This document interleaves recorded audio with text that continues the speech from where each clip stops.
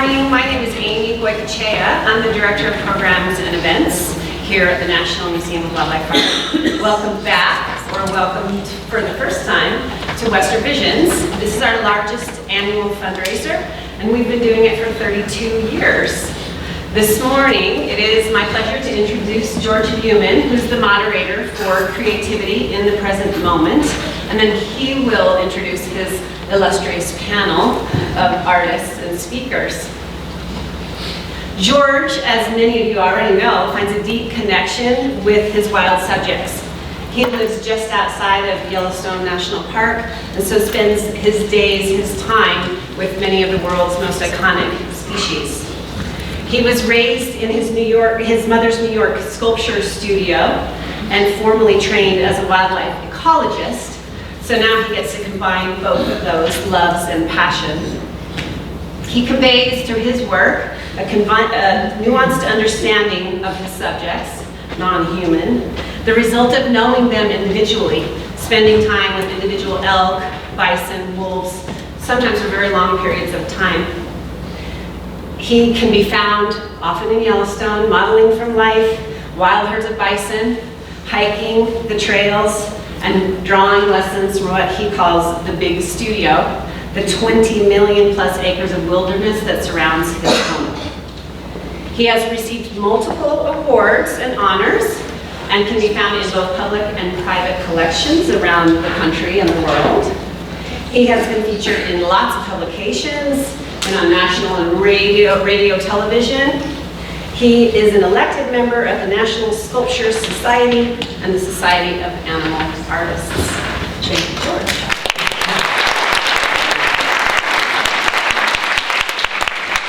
Thanks so much, and thank you to all of you for coming this morning, and thanks to everyone here at the museum for making this program possible. It is a real joy to be doing this, to be finally here today. It's been something we've been working on for several months to bring to you here, and it's something that often doesn't get enough airtime. I think a lot of artists would like this subject to get much more airtime as it pertains to how and why they do their work. So today's program is a discussion. It's almost as if you could have been the eavesdroppers on a cafe conversation among artists. That's the intent, with 100 other people and a screen and an auditorium stage. But it really tries to cut to the heart of what ultimately is a very private, personal, expressive experience towards trying to make the best art we artists can. And so to begin off, I would like each one of you right now to picture in your mind the finest piece of art you've ever encountered, or alternately your favorite piece, one of your most admired pieces. Go there right now. Take a moment with it and lock it in your mind. Are you there?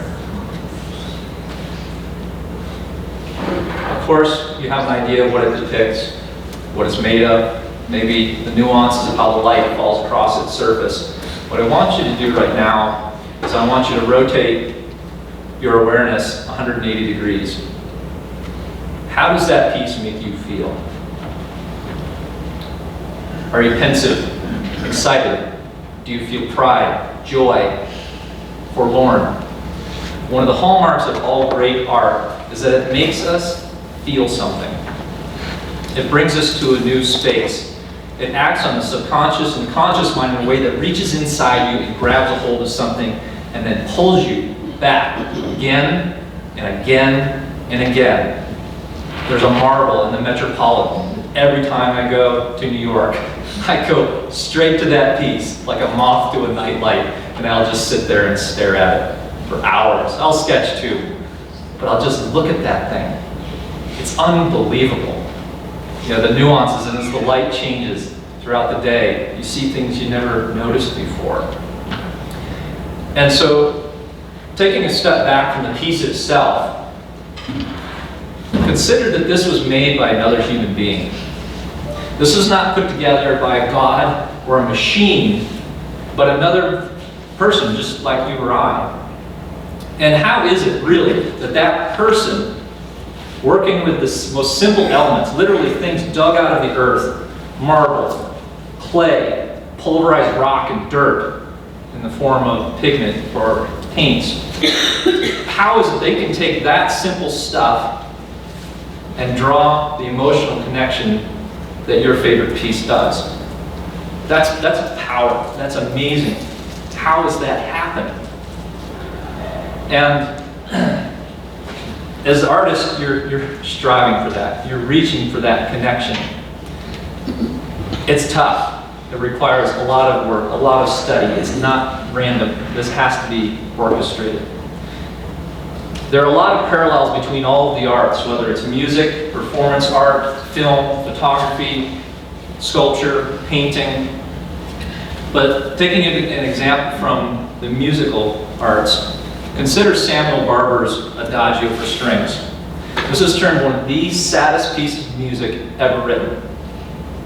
How is that possible? It was played at JFK's funeral. How is it possible someone can take the exact same notes that a Bach, a Beethoven, a Glen Miller orchestra, a Benny Goodman, the Beatles, Lady Gaga, Led Zeppelin, and put them together in a way that in one arrangement makes you want to jump up and dance, and the other fall to your knees and weep? I think you get a sense here that it's not so much about the notes themselves, yet it's the arrangement. How these things are put together. Like when your phone is shut off. It affects the moment, doesn't it? Trying to keep on track here. But I think you see the music is more often in between the notes. Or in visual art, one could say it's between the painting or the sculpture and the viewer. Okay? The artists in the crowd will know this encounter. You're working away on location, and onlookers gather, right? This is common, especially where I am in the national park. You are on stage all the time. And you're working away, and this most earnest voice says to you from over your shoulder, "Man, I wish I could do that, but I can't even draw a stick figure." And that's okay. You don't have to draw stick figures. Most of those artists don't draw stick figures. But the arts are so much less about the physical act as they are a journey of the mind, the intellect, the spirit, the heart. Pulling all of these things into the equation is really what we're striving for. You can learn to draw, just as you learn to type, or any other skill. You can learn to sculpt, you can learn to paint, but what none of you can be taught to do is see. What do I mean by see? What I mean is your own uniquely personal view on the world. It is the lens through which you see your surroundings and everything that you encounter. And it's formulated by everything that is you. Your upbringing, your education, your work history, your age, your gender, your culture. All of these things and more fuel into who you are and how you see the world in front of you. One of the greatest gifts I feel, and I'm not alone in this, that each one of us gives each other is the ability to share our world, to rotate our perspective around one another, to see things from a completely different angle. In teaching a lot of courses in Yellowstone, both art and ecology, I've taught a lot of ecology courses on the subject of wolves, and I would try to bring in ranchers on one day for that class, at least if I could, one day. And so many of the students came back and they said that day was the highlight of the class. Because it was the first time they'd actually gotten to hear from another human being who was living with this very contentious issue and sidelining all the popular media and press that has framed this argument in a way that may not be real. And I told the rancher, I told Lane Adamson from the Madison Valley Ranchlands Group that the students valued this so much. And he said, you know, what I found is that if you honestly listen to someone, if you honestly hear them out, you cannot help but be changed and moved somewhere from where you are. You may not agree, that's not what we're talking about, but you understand, you have made that rotation to see things from another person's perspective. And this was brought to my attention very clearly one day. We had just finished a 50-mile float trip on the Yellowstone River. camping on the islands for a week and just having a great time. We're driving these friends back to Bozeman Airport in Montana. And we're driving down the highway, and I see this red-tailed hawk in the sky over the highway, and it's floating on this thermal. It's just beautiful. This is my lens. This is my world. And I'm looking at this thing. It's just gorgeous. It's lilting on its wing. The upturn of those primary wing feathers. It's belly band, where red-tailed hawks, it can be very dark at times, was lighter than most. And I'm obsessing over these nuances when from behind me in the back seat I hear someone say, "Look at that gravel." What the hell are you talking about? He almost got whiplash looking to see what he was looking at. His lens is that of a civil engineer. He builds roads, bridges. And where do you find the best road base for roads and bridges? The Knife River gravel pit. And these big open valley bottoms where all the soft rock, the travertine, the shale, the slates, the limestones all been ground up and washed to the Gulf of Mexico. And what's left but the basalt, the quartzites, the granite? That's road base. And still to this day, I cannot drive that stretch of highway and not think, look at that gravel. And I tell him this once in a while, he laughs. But it's like that stretch of road that when you drove the first time and you saw a bear on the side of the road. Every single time you drive that road, don't you look for that bear? You know it's not going to be there, but you still look, don't you? And so here's the interesting thing, is it's very key that we learn to listen to one another. That's a skill our modern age is very poor at. But we also need to learn to listen to Mother Nature. All the great philosophers, all the great artists, all the great scientists, on and on and on through time, tell their students and their followers, study nature. And unlike a lot of the human discourse of our age, Mother Nature hardly ever shouts. She almost always speaks in a whisper. And it may be something as simple as a raven's call.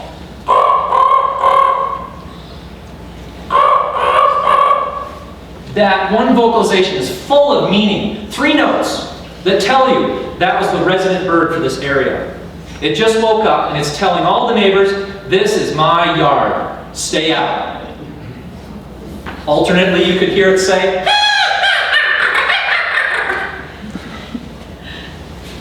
that meaning is that there's a big piece of meat out there. Somewhere in the landscape is a chunk of meat, a carcass, and if you find that bird, if you find that carcass, you might, in this country, also see a grizzly bear or a wolf. But it goes deeper still. The nuances are infinite.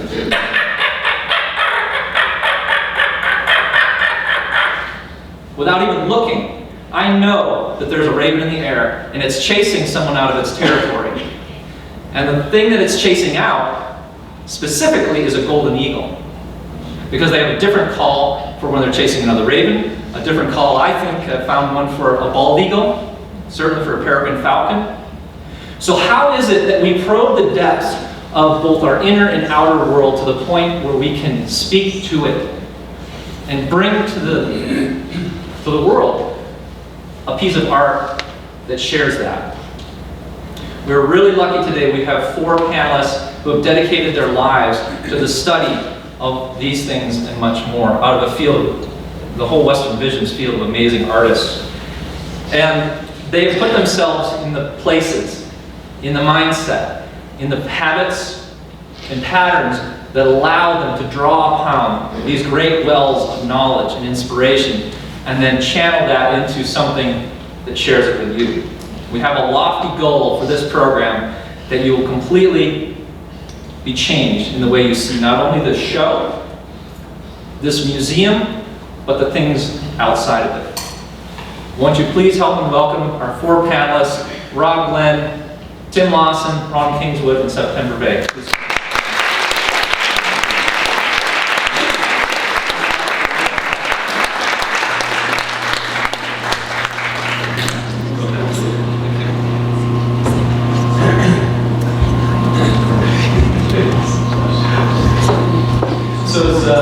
They're taking the floor here. Again, this is meant to be a conversation.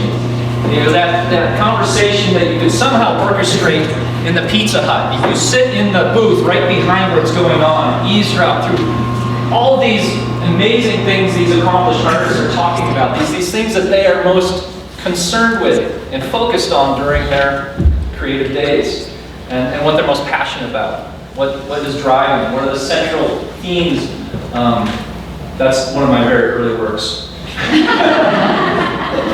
But the format of the program is this conversation, and we're going to break it up on a couple different topics here throughout our speakers, but it's meant to be interactive, and we'll have time as well for you at the end to pitch in your ideas and questions. So here we go. I'm gonna, and in this vein too, we're going to keep the biographical information to a minimum as well, and the reason for that is we all read. That's available everywhere. You can get online and search out their websites. You can look at print publications, video, and go to the gallery websites. But we want to leave as much airtime for the things that hardly get the airtime, the conversation, these ideas that we're going into. So, again, keeping our bio material brief, Ron Kingswood resides in Ontario, Canada. Wave around Ron. And to borrow some of Todd Wilkinson's fine writing on Ron's work, he says that Ron is using fine art to advance a harmonic fusion between the aesthetics of fine art, composition, form, and color, with a message that there is so much depth, so much happening within the realm of natural beauty that we need to make it visible. He challenges the rigid boundaries. He pokes a paintbrush into the eyes of the status quo and declares that those who celebrate nature in their art can do better. And it is vital that we do so given the plight of the natural world in the 21st century. Ron studied at HBB Beale Gallery School in London, Ontario, and studied bird ecology and ornithology at the University of Western Ontario. Thanks for joining us, Ron. To Ron's right is September Vhay. September has resided here in Jackson and has a number of honors to her credit. Her paintings are realistic in form and detail, yet they possess an impressionistic aura that is often reordered, and by distilling it into its essence, it is touching upon us. It is the essence where the truth of the subject lies. September conducted formal training in architecture and worked for 7 years in this field in the Jackson area before dedicating herself to art full time. Back up here. It is so crucial what is found in architecture in terms of structure, composition, and light. These also lend themselves to use in her paintings and her drawings. Art is also something of family tradition for her. Among her relatives in her family tree that are artists are, most of you would know Goodson Borglum of fame for Mount Rushmore. So she's come by honestly, and we're glad to have her here as well today. Tim Lawson, to her right, is drawn to the quieter side of life. Over time, he's developed a discipline of patiently observing and studying the often unnoticed rhythms and subtleties in his surroundings. In his paintings, he strives to build layers and textures with pigment to create an abstraction and nuanced depth that he feels in nature. Born and raised in Sheridan, Wyoming, the American West is an integral part of him and his work. Tim studied drawing and portraiture at the American Academy of Art in Chicago and furthered his studies by attending the Lyme Academy College of Fine Arts in Old Lyme, Connecticut.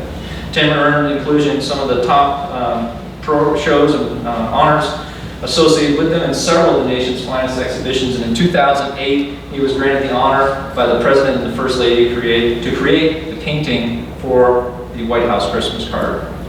Tim lives and works in Sheridan, Wyoming and Rockport, Maine. He and his wife Dory have 5 children. Thank you for joining us.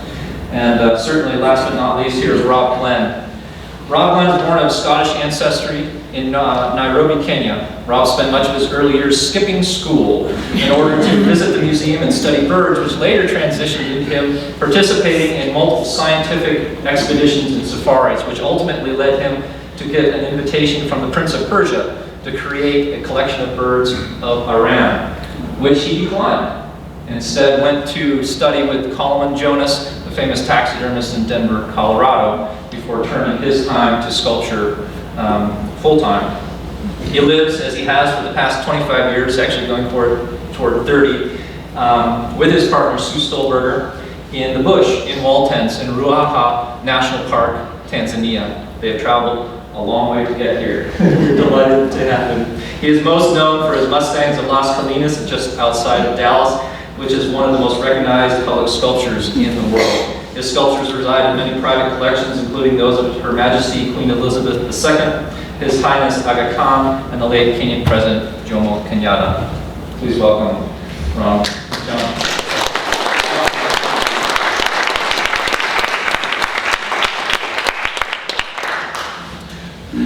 So I'm actually going to turn the floor over here to Rob, and each of the artists is going to introduce the subject that was of greatest importance to them when we were going through the months of phone calls and emails. What is central to your work? And secondly, what is important about that for people to know, to understand you and your work? And so each of these topics that each artist brought up will be led by them. So I'm going to turn it over to Rob and let him tell you what's important about being Thank involved. you very much. It's pretty scary stuff, you know.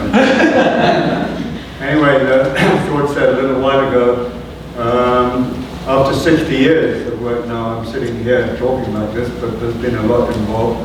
And we got a letter from young George here some time back saying that we had 10 minutes each to talk. And so my first thought about that was, you've got to be joking. 60 years, but in fact, he's absolutely correct, because when you come down to the crux of the matter and what it's really all about, it actually takes about 10 minutes to hit the nail on the head. The 60 years is just learning how to do that.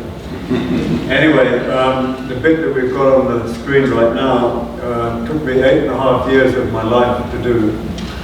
And each horse had 2 tons of oil clay. You call it oil clay, we call it plasticine. And I did that entirely with my own hands, except I had a couple of young assistants helping to do manes and tails, which is a very long, laborious job. Each horse is 1.5 times life size, and I designed the fountains and the river and all the rest of it. Anyway, so that was quite a big thing. But Sue and I, for the last 25 years, as George said, have lived in Ruaha National Park in southern Tanzania. And to get there has been a long transition. In very early days, I used to go on safari and look at animals and sleep with animals and they're near them and so on. And you reckon you know quite a lot about it. Go back to the studio and work and make whatever it is you're going to work on. But there's a distance there from the subject to what you're working on. But that, in those days, didn't bother me too much. And you work from photographs and sketching and what you know. And after not too long a time, I thought, well, hang on a minute, there's something a bit funny here. So I spent more and more time out and then less time in the studio. To cut a very long story short, I'd just like to go through these pictures here with George to show you where we are at the moment and where we actually live. This is all in the area we live in. We're surrounded by animals. That's part of my workshop, which is a big trailer. It just shows you what it's like inside there. We have animals around us all the time. This was an interesting one because I was actually working on a group of 3 elephants at the time, and we got models all around us. But 3 big bull elephants decided that they wanted to come and feed in my camp. And so these guys pitched up, and that is just looking out the window of my studio. And I was actually stuck in there a couple of times for 3 hours. Getting in there was a wee bit tricky to work, and then getting out was tricky, so it was better to stay there and work. So your models were just outside the window. That's one of the models in the group of 3 in bronze. That's the finished piece. That was just doing some doodles. In those days, I used to love cigars. I still do, but I don't use them anymore. The interesting point about this is I make a lot of my own rubber molds, and my foundry is in Italy, Mariani Foundry, a very famous foundry near Pisa in Italy, in a little town called Pietrasanta. And I make my own rubber molds and from my oil clay and take those or get those to Italy. And I can tell you from where we are in the bush, to get that all the way to Italy is no joke without being damaged. That's the road between Sue's camp and my camp. We have separate camps. Sue is a very well known and very good wildlife painter of birds and animals and flowers and many things. And so we live separately for working reasons.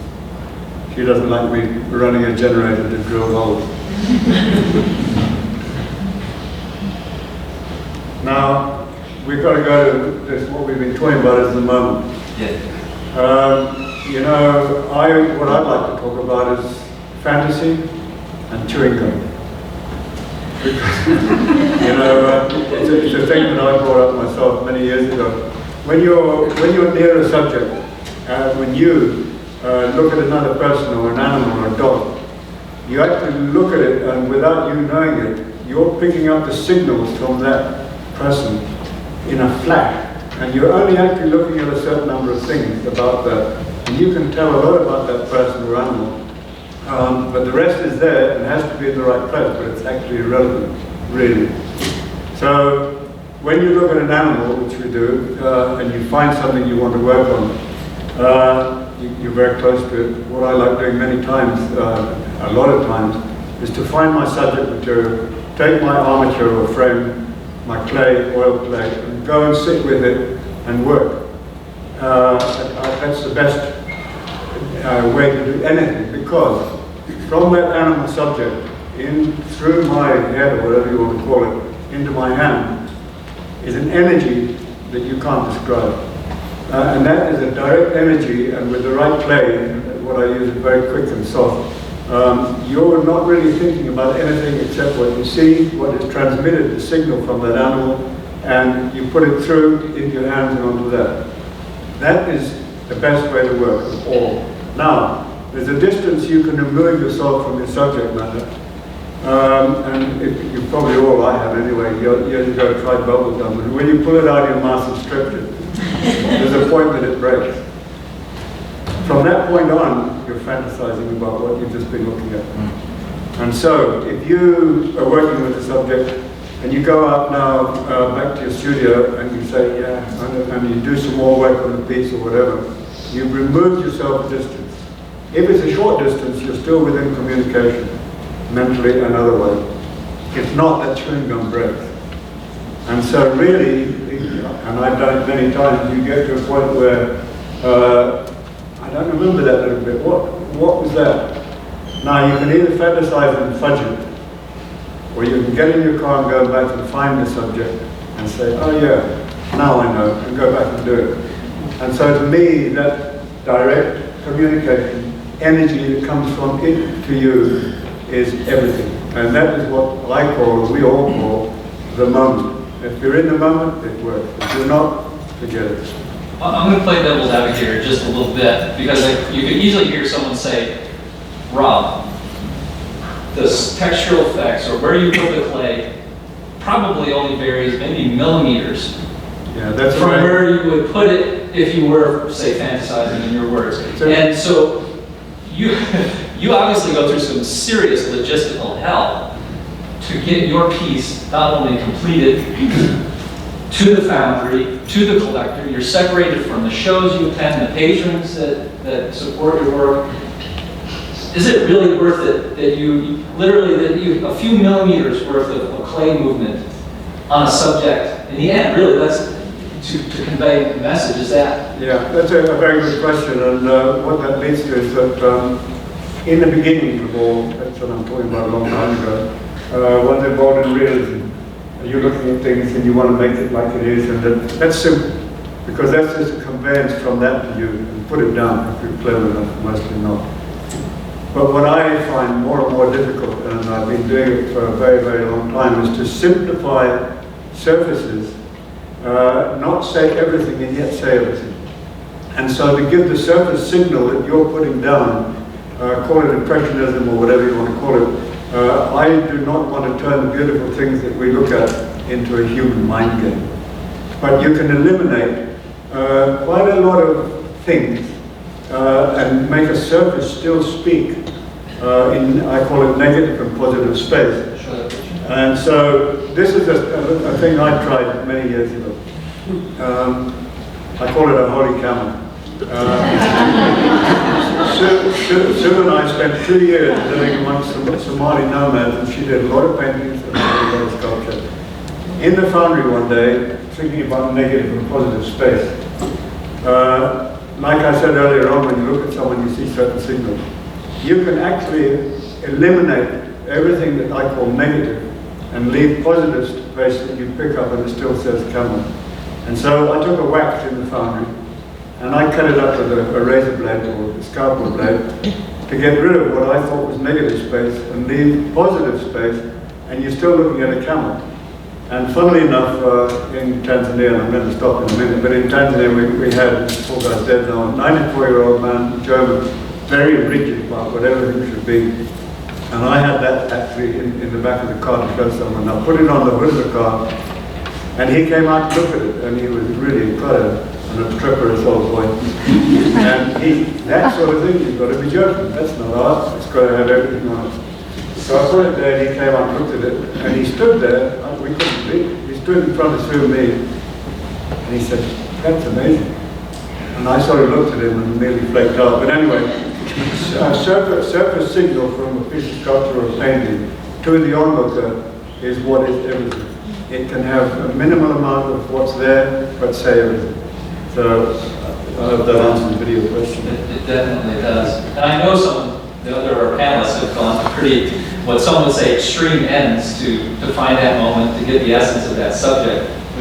One of the things that I'm going to butt in a little bit more. Where's the king?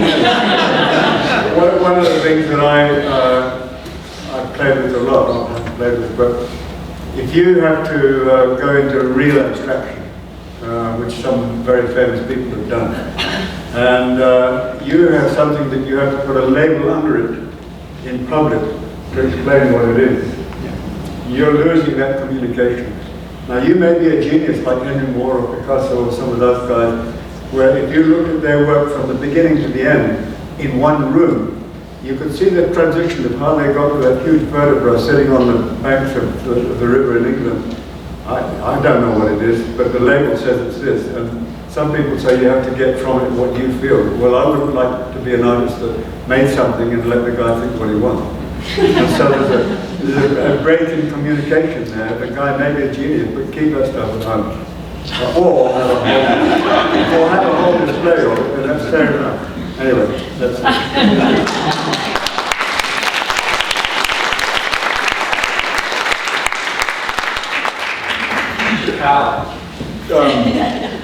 Well, I just want to carry on a point, because I think, I'm going to come at it from a different side, Rob, because I think we would all be considered representational artists here. And what I've noticed is that a lot of collectors and people looking at representational work, once they identify it, they think that the creator, the artist, has just gone out and rendered what's in front of them. Now, a lot of people do that, and there are a lot of qualified, talented painters out there. But I think we're talking here today, we're talking about art. And to me, there's a big difference between painting and art. And George, you mentioned it earlier in your introduction, that I think we'd probably agree, at least in my definition, art is not ink on a printed page, or the little ink on a sheet of music, or the clay on an armature, or paint on a canvas or a panel. But it's that, and we're talking about art, it's that space between the viewer and the work they're looking at. And I like to think of theater, and in that if you go to a dress rehearsal, every actor on the stage, the extras, the stars, the supporting cast, they all know exactly, they've memorized their lines long ago. And you come back to opening night, there's a completely different feeling in the entire theater, backstage, out front. What's the only thing different? It's the audience is there on opening night. The audience is missing in the dress rehearsal. The play goes on exactly the same. The steps have been choreographed and rehearsed, the lines have been remembered and delivered. but it's that to me, that art takes place in that indefinable space between the viewer and it's in the audience, and the stage, or the reader and the book they're holding, or the Kindle they're holding, or the viewer looking at a piece of painting or sculpture. Unless we're putting something of ourselves into the work, there's nothing for the viewer to retrieve. Delacroix said, and I'll probably butcher this, that art is nothing more than a link between the viewer and the creator's mind. And to me, that sums it up pretty well. It's not the paint on the canvas that's the art. It's the space between the viewer and the art. And I also like to think of, hypothesize that you take one of the great paintings or the great works of art, whether it's a Michelangelo or a Rembrandt or a Vermeer, and stick it in a crate and put it in a vault. Does it remain a piece of art? It's an interesting question. To me, it just becomes paint or iron, steel in a box.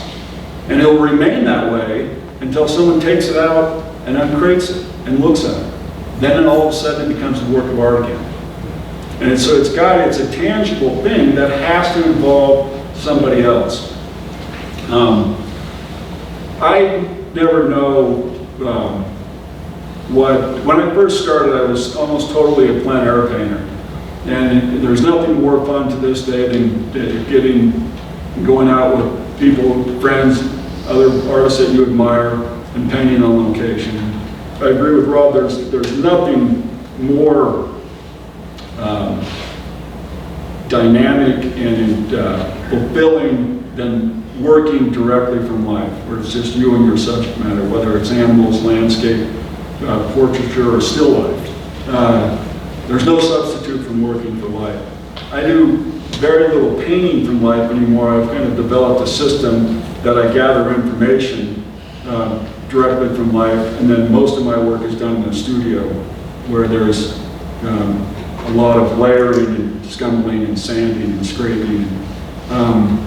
I've become fascinated with kind of the too distant viewing. I'm drawn toward paintings that look one way from 20 or 30 feet away, and then it's a different viewing experience from a foot or 2 feet away.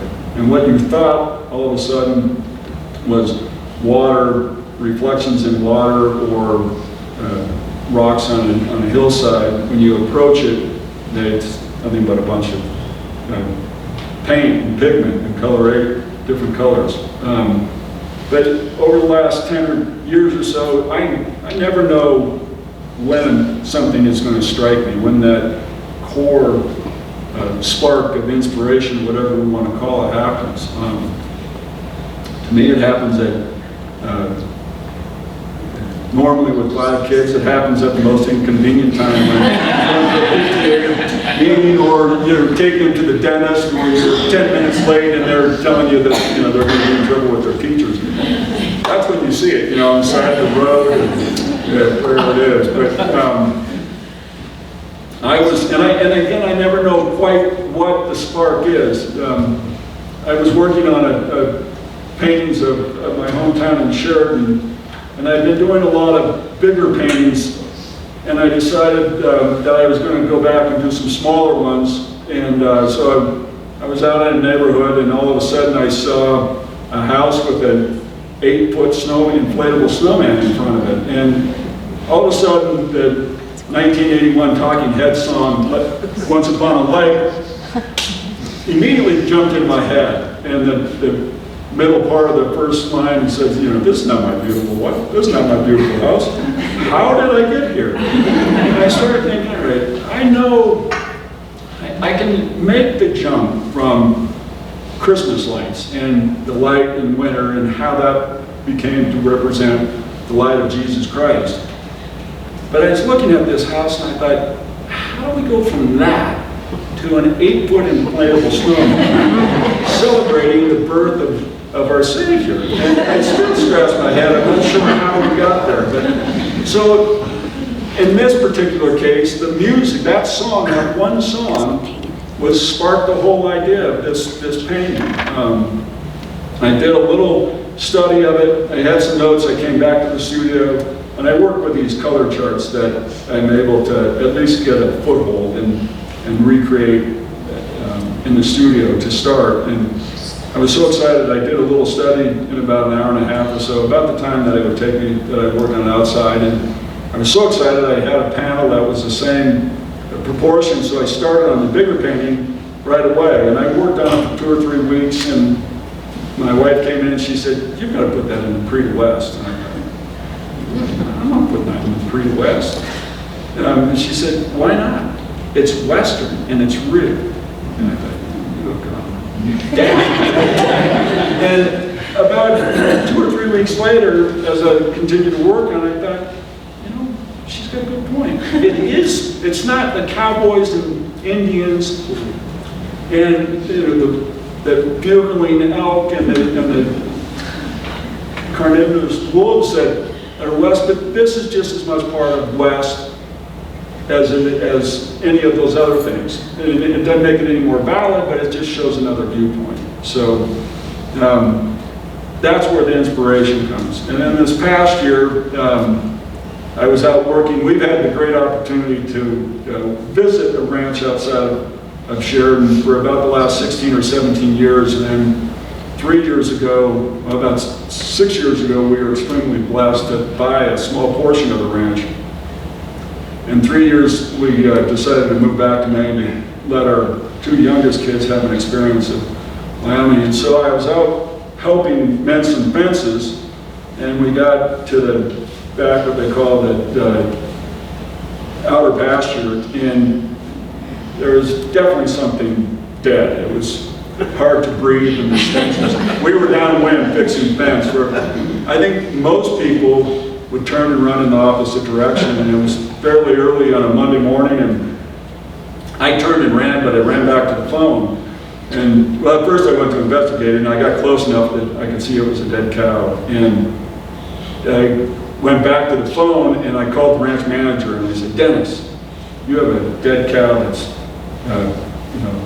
pretty close to our common fence." And I said, "Could I ask a favor?" And he said, "Do you have anything we can do to help?" And we're surrounded by quite a large ranch, and I said, "When you go to bury that cow, can you bury it separately?" Because as you all know, ranches all have a burial pit, a common burial pit. And if they throw it in there, then you never can retrieve it. And he said, "No, I can't do that." "You just told me you want to do anything." And I said, "Why?" And he said, "Our backhoe's broken." He said, "Then can I ask another favor?" And he said, "Anything?" And I said, "Can I haul some panels over and fence that cow off?" And there was just dead silence. He said, "You want to do what?" And I said, "She's fully intact, and I've always wanted to articulate a skeleton." I can't say it always, but there was an artist in Denver named Daniel Sprick that when I visited his studio, he had a fully articulated horse skeleton and then a human skeleton on top of it. And he was doing a large painting of it. And I thought, God, that is pretty damn interesting. So, out of naivete and enthusiasm, I was able to panel it off, and I let it sit through the summer, and then I got excited about it. I remember I have a little side-by-side. My wife, I asked her if she wanted to come with me, and she got in the car and saw a respirator right next to me, and she said, "What's that for?" And I said, "Well, to get the cow." And she said, "Yeah, but you have the one." And I said, "I know," and she got out. But back to make a short story even longer than it is, I threw everything in a maturation tub to clean it off. And then I realized that I'm never going to know how to put these 206 or 208 bones together. And I panicked. But what I found, as all you sculptors will know, is they're so joint specific that you can't force a bone onto another joint. And when you do find it, there's no question, you know immediately that it's the right one. And that comparative anatomy is shocking how similar they are to whether it's a camel, bear, or wolf, any mammal. anyway, so I was able to articulate the skeleton, and I thought, well, she's a black Angus cow, so the obvious thing to do is because it's black, to draw her. It makes sense. And so I wanted to do her life size, and then when I'm working on her, like anything else, you really start to look at it, you realize how little you know. And being a Wyoming native, I've been around cows all my life, and you think, oh, there's a field of 100 black Angus, they look exactly the same, until you really stop to look at them, and then any good rancher will know, he can tell you every one of them. They're as different as the 100 of you sitting out here. So I tend to do things where I'm most intrigued, where I can learn a lot. And this was definitely a learning experience. It was about a 2.5-year project. And then this is a life-size drawing that was 60 by 97 inches of work on paper, kind of mixed media work on paper. Man, that's nuts. You could have done that without the skeleton, right? I could have done it without the skeleton, and I had people when I'm teaching workshops that are like, geez, I love these color charts, will you make me one? I'm like, you missed the whole point. And now I'm shocked at how the points I see on the highlight or in the recessed area of a cow, and then my skeleton's not fully done yet. I've got all the legs put together. I'm starting to work on the ribs and the spine. But now I know exactly what I'm looking at when I see him out in the field. I understand it's so much more, which makes you more interested in it. It makes it more enjoyable to look at. You know, we talked about that a little bit. As an artist, you're a lifelong learner. You know, and in order to keep yourself interested in your subject matter and finding things fresh and doing, even depicting the same thing again but differently, it has to be interesting. You follow that muse, I guess. Is that accurate? Yeah, and so I intentionally for the last 7 or 8 years have at least one thing going on in the studio, sometimes two.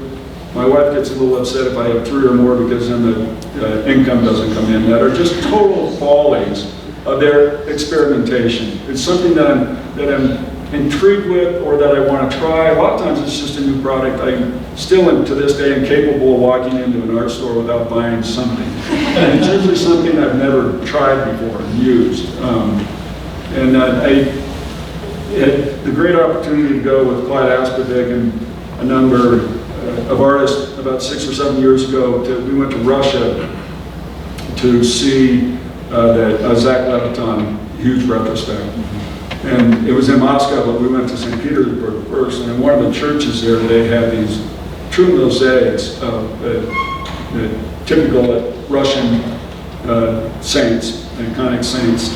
But the fascinating thing about it was in the robe work, and they were real mosaics with tiles, and they had some kind of slate or that had a very defined grain to it, and they would turn the tiles that it would reflect the light differently. And so the fabric on the robe looked three-dimensional. And it was mind-blowingly beautiful. Fast forward 2 or 3 years, and the color charts I'm working with had started to chip and wear out. So I thought, well, I need to make some new color charts. And they're very fancy. And I thought, and I just finished reading Chuck Close's biography, so I was influenced by his work, and I've admired his work for a number of years, that he takes arguably the most recognizable thing on the planet, a human face, and at least to us, probably not so much so to a bear or a camel or an elephant, but through through proportions and abstraction, he forces it to look at it a different way.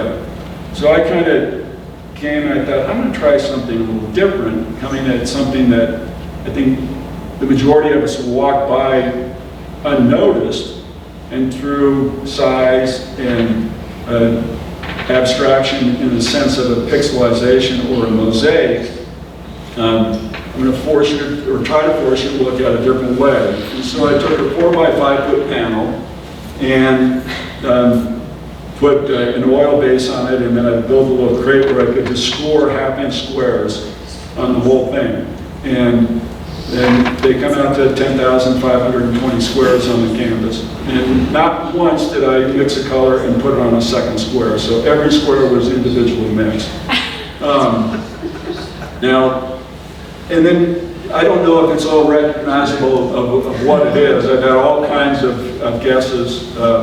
My 9-year-old daughter at the time came in, and when it was only about 25–30% done, and she knew exactly what it was. And then I've had other people come in and they say, oh, it's a cityscape. That's a dog's head there. Or it's a swan. But I don't know if it's recognizable to everybody in the audience from the distance. We can take guesses. I don't know. Does anybody see what it is? I need a opening. Yes. It's just it's a small space, about 1.5 to 2 feet of just looking at our forest floor in Maine. It's visible on the smaller from this. But I learned more about this, mixing color, in the 3 years that I worked on this than I have in 25 years painting. And so, I know I'm probably running over, but if I want to go back to the abstraction and representational art, we could go to the first one of that sheet, George, that Anton Mauve done. So, obviously this is a painting done by Anton Mauve, who's probably much more famous for being Van Gogh's uncle and first instructor. But I find some of his paintings extremely compelling. I find this piece interesting in the fact that it has such a wonderful sense of sunlight. But spending the time outside, I've never been on a sunny day where the ground plane is that dark. But there's definitely sunlight on the back of the sheet. And so here's a case that an artist is manipulating what he sees to emphasize the subject of his painting. Now if we go to the next slide, in reality, this is probably more what the scene looked like. The ground plane is probably closer to that value than it is in the original painting. But when you do this, when you go to the sunlit ground plane, or seeing it as it is at least closer to reality, you lose the emphasis on the sheet. And so by darkening the ground plane or manipulating the values, you're able to communicate with your viewer what the intent of the painting is. And so I'm drawn toward work. And to me, that's when you start to merge from being a painter to being an artist. Putting something, not just going out and rendering what you see, but making decisions about why are you painting, and then the best way to, it's not a manipulation of the viewer, but the best way to get your point across to the viewer. To bring a signal, to have that conveyance. Yeah. Ron, you and I talked about this on the phone a bit. How do you pick? Yeah, What do you include and exclude? I think the most important decision an artist will make is what look does he want the painting to have. If you look at all your art books on the shelf, and all the great masters have started somewhere. Even Brancusi, working in Rodin's studio, he was there for 6 months and he said, I've got to leave. This shadow was too big. If I stay here, I'll look like a Rodin. He said, so I had to leave. And I felt that really early on because and I think everybody starts somewhere. You've got to start with this base of realism, and you continue on, and at some point in time, which is a very difficult decision to make, some people don't want to change. They want to make some pretty Christmas cards all their life. Some people want to just stay where they are, which is fine. I want it through reading and looking at art history. When I started studying art history, the most important thing for me was saying, I've got to say what I feel in here, rather than what everybody else wants me to look like. And it's a real paradox, because you go into this unknown world of wanting to be yourself, and you have no idea what it's going to look like. And if you look at Piet Mondrian, so this painting was inspired by Piet Mondrian, the Dutch great abstract painter, who in the 20s was painting these non-objective paintings. So here's a piece of work that when I was studying art history, I thought, how can somebody make this and be complete with it? But Piet Mondrian came from a representational world, and he had to go into that unknown world to discover what Mondrian wanted to look like, what his personal view. And so it's been a real struggle for me, and I was happy that when I read about Matisse, he was in his 40s when he sort of discovered who Matisse really was. And I was in my early 40s, and I went, whew. It's taken me a long time to find this guy. So this painting was inspired by Barnett Newman, and it was called Voice. And Newman's painting is, yeah, can you? There was one? Yeah, there's that piece right there. Yeah. Linda and I were in New York at the Museum of Modern Art, and for some reason, I was just captivated by this extremely minimal painting. And I stood in front of it for a long time, wondering what excited me about this thing. And again, Newman started out as a representational painter and ended up as an extreme minimalist. So when I was thinking about this painting for a long time, and one day I was walking around in nature and saw this row of corn. Just one row. It was at the edge of the field, and it was the headlands of the field, and saw some squirrel tracks and things. And I thought, this is what I'm going to do, is this extremely minimal painting. And you know what the difficult thing with some people is that, how commercial is that? I don't know. I don't really care. I want to voice my opinion. When all the great painters left that, I see Sue smiling over there, because I drove the galleries nuts. What? You're doing this? You just left this incredibly lucrative field for doing this minimal stuff, but I had to do it. If I look at all the great painters, all the painters that I've read about, they had to do this. Of course. I do want to say that his white areas are so complex in their own right. So the whites, like his big beautiful painting out in the lobby, if you look closely at that field of snow, it's one of my favorite paintings. And it has so much color, it's like a Monet. If you look closely, it's not just white. So it's minimal, but it's a big field. When you get close, it's not empty, if that makes sense. Yeah, and I think that Tim mentioned it when you come up to a painting. The visualness of the canvas, you see something different than if you stand from here to that projector. You definitely see something different. And you have to, it seems, you have to exercise that curiosity. I know my own work, it's almost like this impediment. I can't go forward until I try this ludicrous thing, no matter, I just need to do it. Well, I think if you look at Brancusi, left and it was, and I think all the great painters and sculptors and musicians have to do that, because if you don't, you're just in this huge sea of everybody else. Not that I want to be an original, I just wanted to paint from what I felt. And Miles Davis, I think it was The Birth of the Cool, was one of the greatest albums that he ever did. And his record producer said, I want another one. I want another one. smash it. And what he did was the absolute opposite. Again, drove him crazy, but he wasn't going to go there.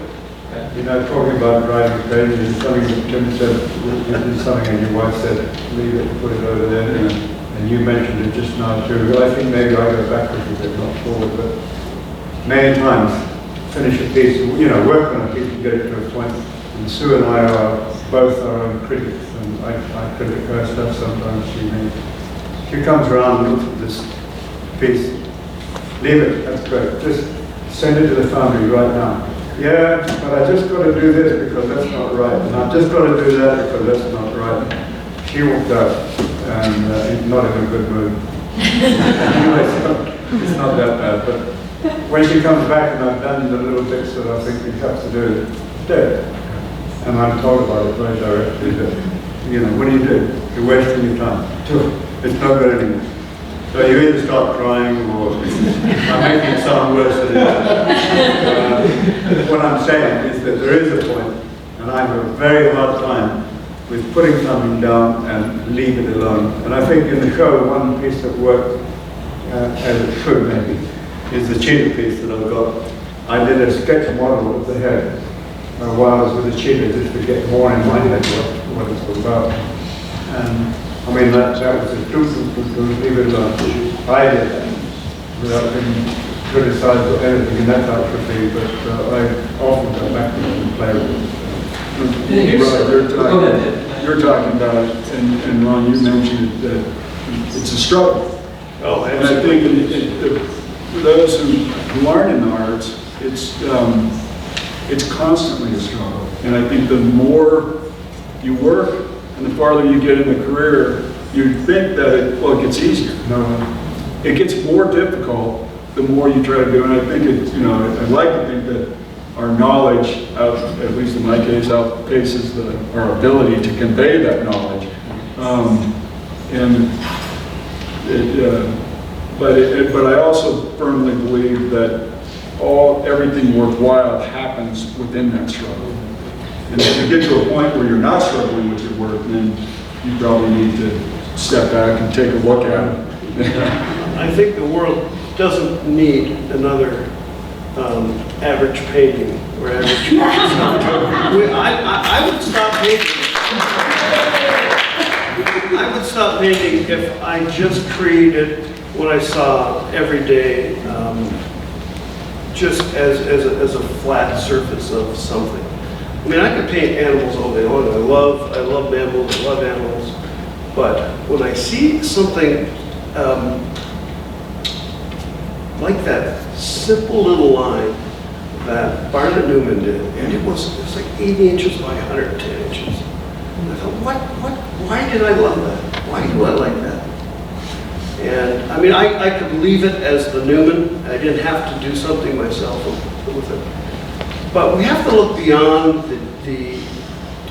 beyond ourselves. And Socrates said that you have to look into the future. You have to paint for the future. You have to sculpt for the future. You have to write music for the future. You have to write literary for the future. You can't just live by this day by day. And Tim, you just hit it. You can be a nice painter all day long, but how exciting is that? So you have to struggle. You need to struggle. It's tough. Ask Linda. I'll just drop this in here.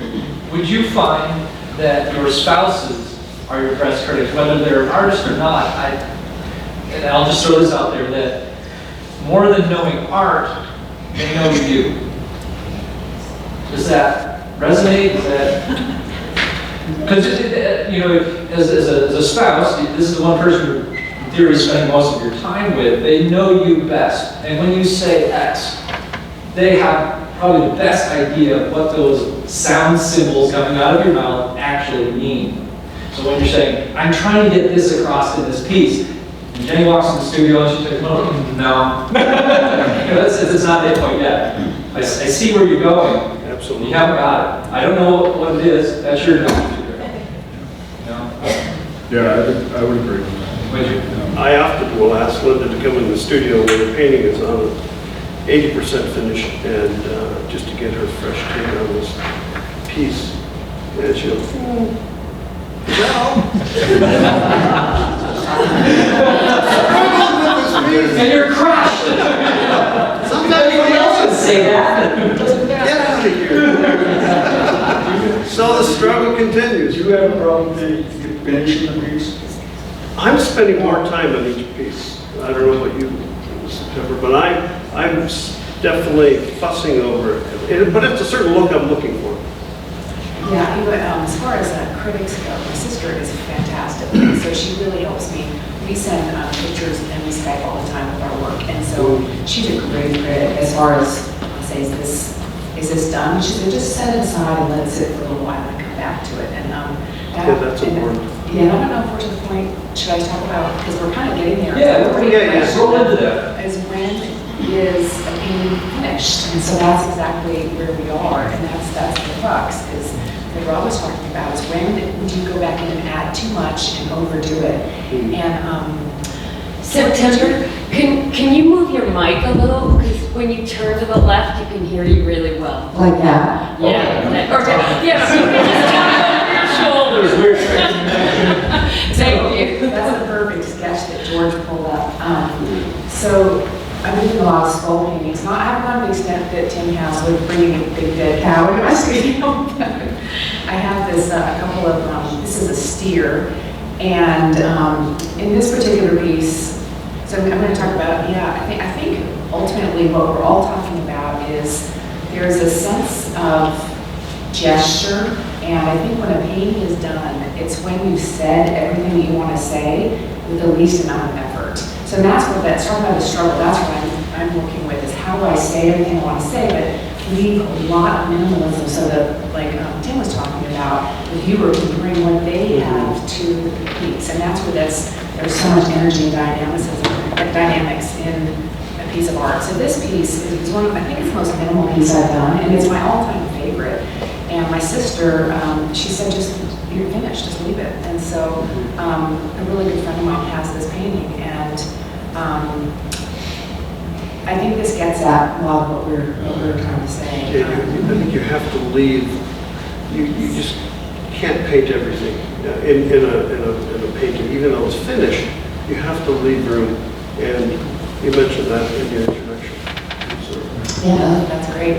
And I think it's sort of so there's another skull that's completely finished. You can see the difference of when they're completely finished. And I think that this skull, the finished one, George can go there, is, and that it's hard because it's so much fun as a painter to explore all those nooks and crannies and the texture and the color and the bone and the shadows. So it's hard as a painter to stop because it's so much fun. You just get into it and keep going. So I think as far as this conversation is concerned, I'm working with my work being more and more minimal. But then as far as like when a painting is finished, George, can you go to the mud? Oh, that's another skull. This one I love, right where it is on the easel. And again, it's not completely finished, but it was for a client who probably wouldn't have appreciated it if I finished it to this level.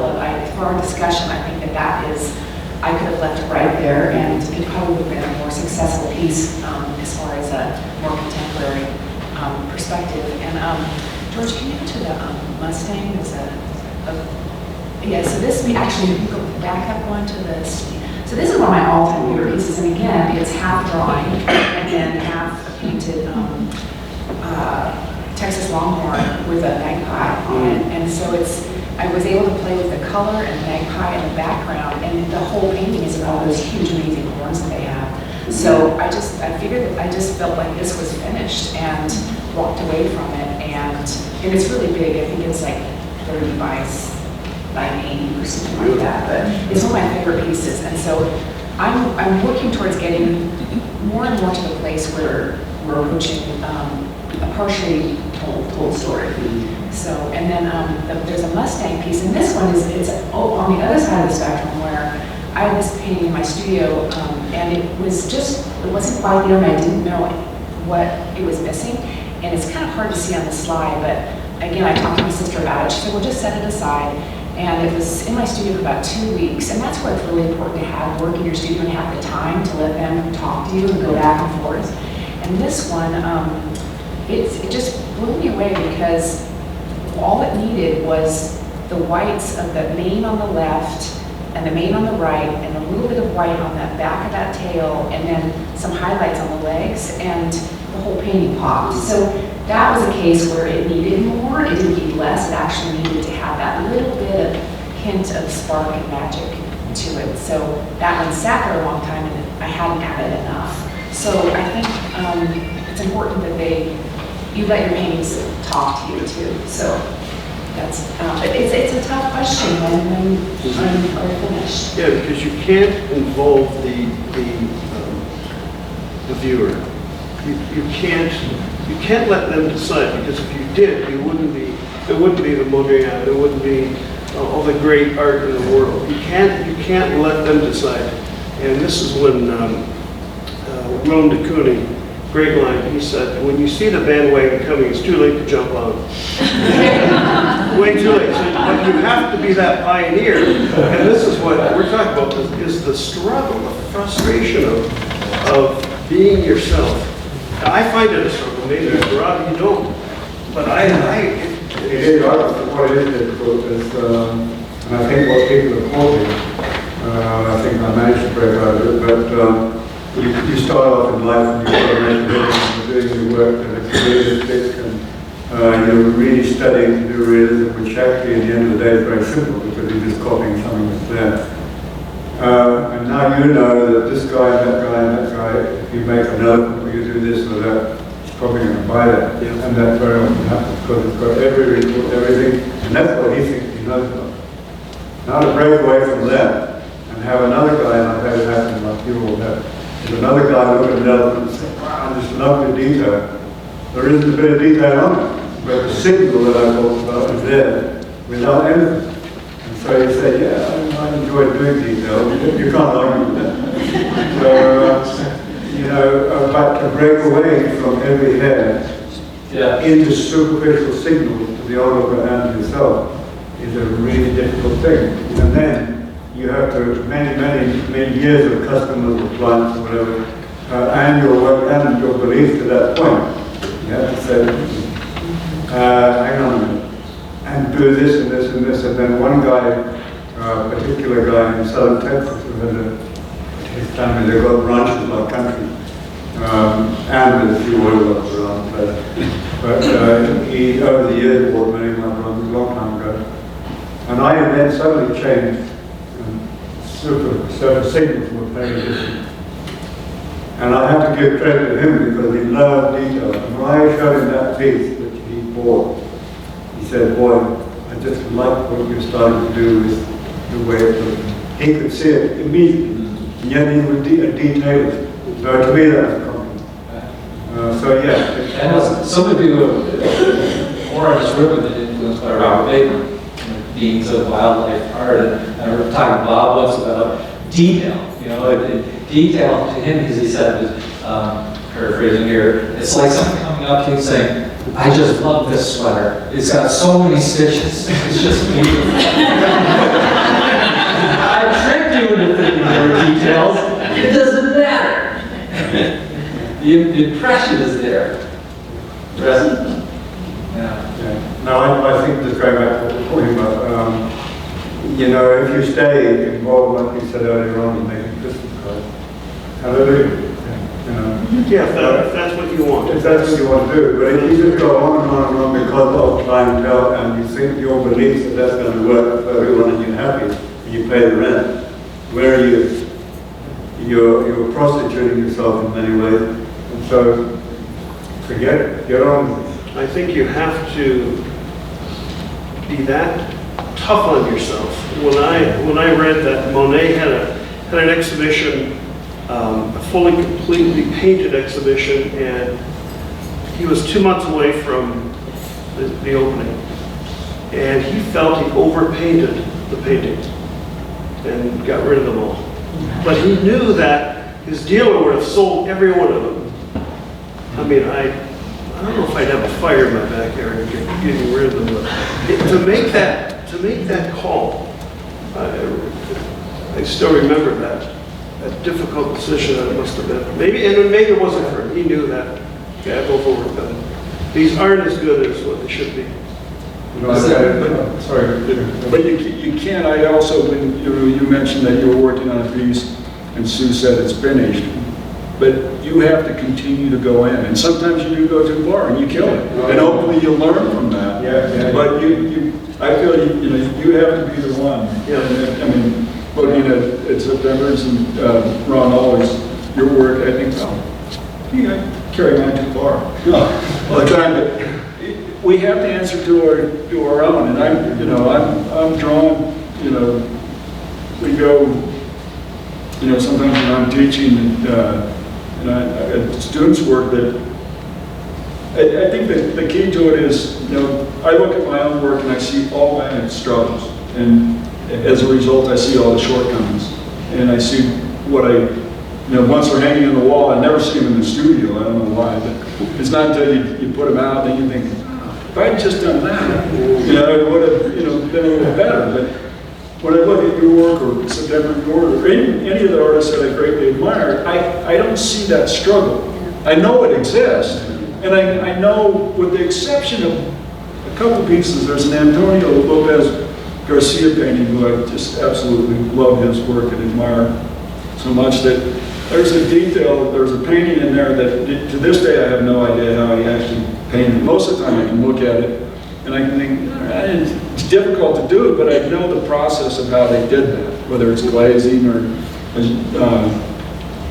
impasto, whatever effect. But in the work that I'm looking at, I don't see the struggle, I just get to see the emotion and the beauty of it. And so, I go to, I'm at a point where, the majority of other painters' pieces look, so fresh. Mine look tired. But it's still a struggle. And I know George also said the same thing to me as he has said to you. And maybe you should reiterate that. Well, I don't know if everybody's familiar with George's work. I know all the artists out here are. Who I think is, if he's not a genius, he will become one. He'll be recognized as a genius he is. And everything about George's life is so soulful and it appears at peace. And when I first got to know him, much later than a lot of people, I would call and have lengthy conversations on him. And most of my conversations would go like, "Oh, George, I don't know if I'm cut out for this. It's just, I'm really struggling." He would listen to a 5 or 10 minute whine on my part, and he'd say, "Tim, it sounds like you're exactly where you need to be." Everything worthwhile happens in that struggle. And then at the one conversation, he said, and I mentioned a bit earlier, he said, if you get to that point where it becomes easy, he said, those are the pieces you want to set aside and take a look at in retrospect, because those are the pieces you want to worry about. When it becomes easy, that's when we start to worry, I guess. Yeah, it's not easy to be in that space. It's not pleasant. There's no, I think the people who don't paint or aren't in a creative field because of Hollywood or novels, whatever, this bohemian lifestyle where we're drunk 3/4 of the time, closer to half.